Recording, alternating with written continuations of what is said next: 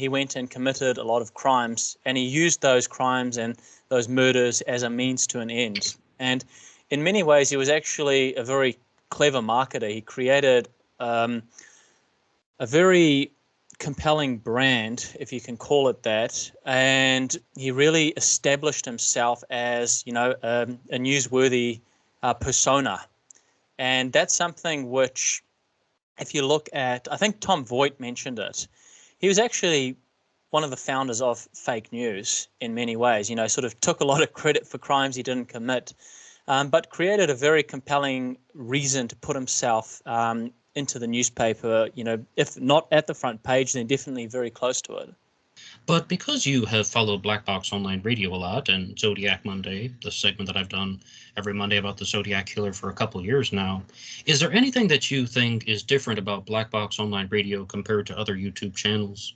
Oh, absolutely. It's the interaction, it's the engagement, it's you taking questions from the listeners in the comments section and covering and answering almost all of them and providing a response to what people have said, and actually even making full dedicated episodes for your listeners. And one episode that I really appreciated was the discussion that you had of the possible Zodiac crimes, and that one was with the one down in Southern California with Robert Dominguez and Linda Edwards.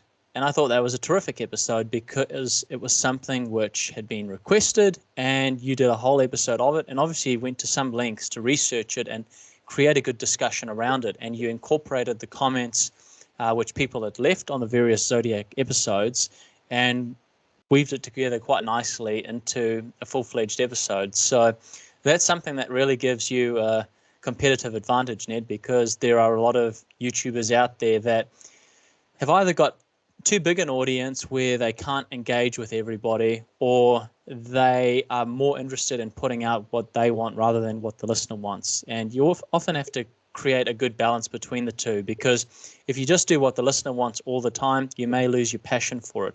If you're just doing what you want all the time, you may not have an audience to talk to. So it's about finding that balance. And I think Black Box Online Radio does that very well.